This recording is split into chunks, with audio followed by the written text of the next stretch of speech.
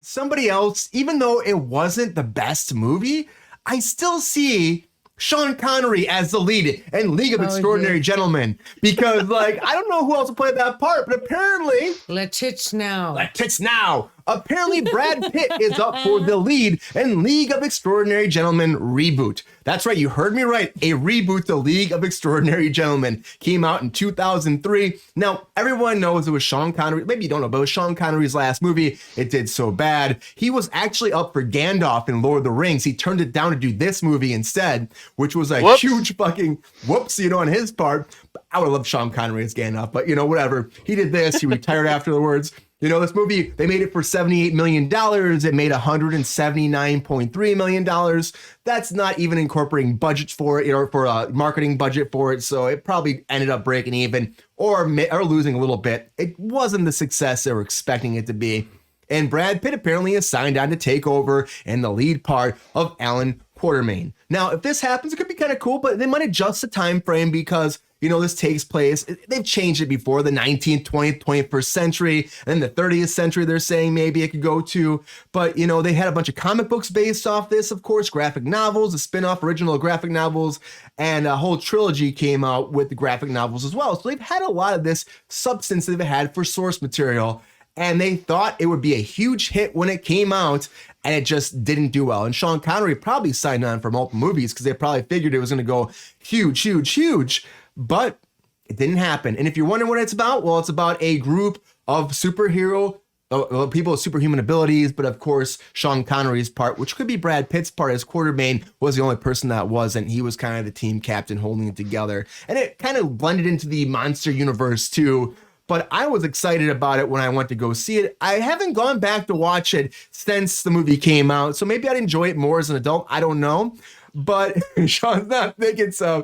But no, sorry, reboot, no, it did not. No, it did not age well. Big surprise. No, did not. Does it not go into a reboot? Does not go into a reboot. Then honestly, like it got swept up in the whole it was just another franchise that could exist, right? Like it was a very hot comic book in terms of what it was, like taking all these literary characters and all these mythical character archetypes and putting them into one book as a superhero team was just a really interesting idea.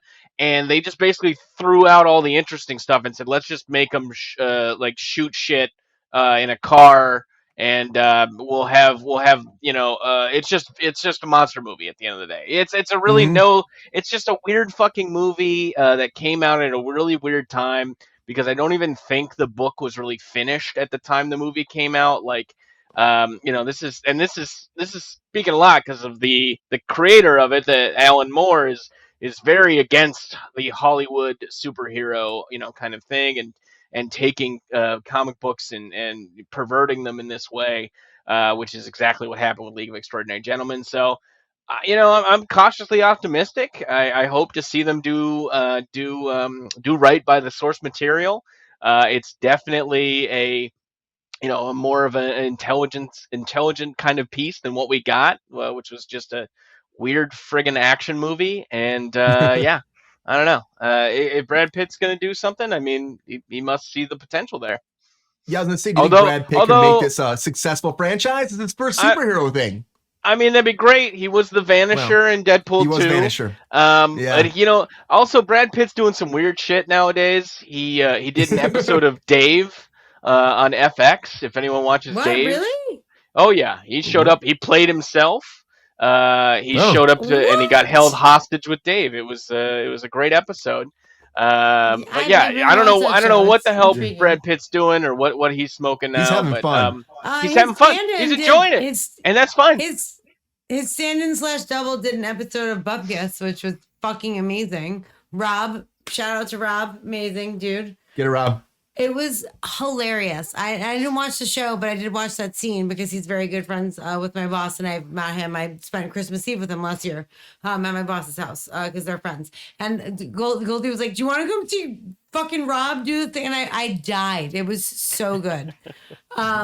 It was so good. But it was like Pete Davidson thought he was doing a scene with Brad Pitt, and then fucking Rob shows up. But Rob is strikingly similar to Brad Pitt. He's every time you see an over the shoulder shot, he's like, this is Brad Pitt.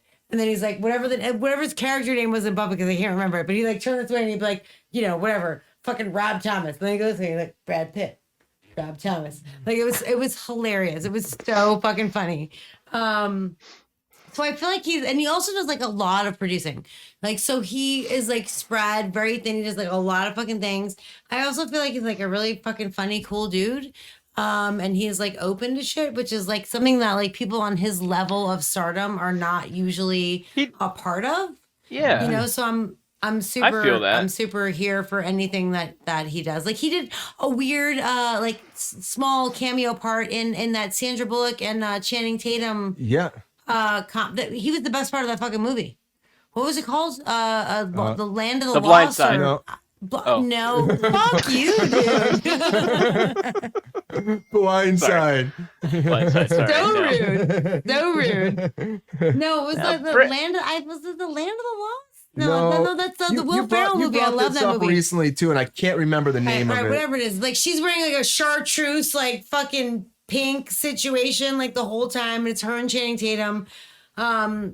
Anyway, he did a light cameo in it. He was in like maybe 3 scenes, maybe 2 scenes, but he was the best part of the movie, and I love that about him. And he was my first on-screen love. Like when I was little, he was the first star I ever met. He did a movie in Greenport, and my poppy, great picture.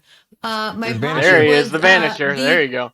My poppy was an accountant, and he did the taxes for these sound guys. I won't mention their names because I don't want to get anyone in trouble for anything. But basically, they let me and my brother like go on set and like hang out ish, And so like I went to the set and the PA, who I'm still friends with to this day, was like, "Who the fuck are you?" And I was like, "Oh, I'm friends with this person, like my blah blah blah." And then he like went and verified and came back and he was like, "Oh, okay, cool." And so like we hung out on set and like it was just like this super cool experience. It was the first rap party I ever went to because I went with the PA who was very douchey to me in the beginning. And it was the first time I ever drank alcohol was that night. I was like 17 or 16 or something. And I met Brad Pitt and he was amazing. We do not condone Hold on. underage drinking. What? Yep. Oh, okay, I'm Cruise sorry. control is not about that life. Yeah. I didn't realize that we were a PSA announcement. I'm just explaining my personal experience. Encourage underage drinking. We don't. I'm not encouraging anything. I'm just saying this is what I personally did. Mm-hmm. And it was just like the most amazing. It was probably part of the reason why I wound up in LA. Like it was just like this like magical world like that I thought was like super awesome. And Harrison Ford was there, and like it was like I still have his autograph on a napkin, and it's like because he did the movie Sabrina, and my name is Sabrina, and he was like, "Oh, you are much more beautiful than any Sabrina that I've ever known, fictional or otherwise." And I was like, "Oh, what?" Changed her life right there. He was like, but also he was like old enough to be my grandfather at the point because I was like literally 16. But it was just so, it was like, for me, it was like a parallel universe, like literally a parallel. I'm like Brad Pitt, Harrison Ford, all these fucking, it was like the craziest thing that I ever experienced. Again, it's probably why I'm out here.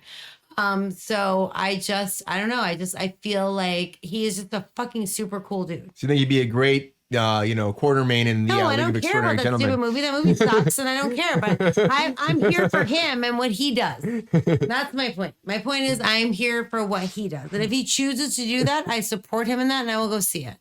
Although this thing on the left there just looks like shit, and it was shit, and I don't want to see it again. You don't want to see it again? Well, I hope you do it better. Here's the lineup, Sabrina. What do you think about this lineup? They got here with this lineup right here. No, hard no, dude. Hard no. They're going to be a new lineup. This is also a no. Yeah, no. because it's very they just came out. It's in development, right, of course. So who knows? But the comics are like so different. Like they could focus. Like also the League of Extraordinary Gentlemen that they made the movie of. A lot of it was extremely untrue to the comics. Maybe this is going to be more true to the comics. Maybe this is going to be a whole different thing. Maybe it's not going to technically be a reboot. It's going to be like justice to what the comics are. Like I don't know.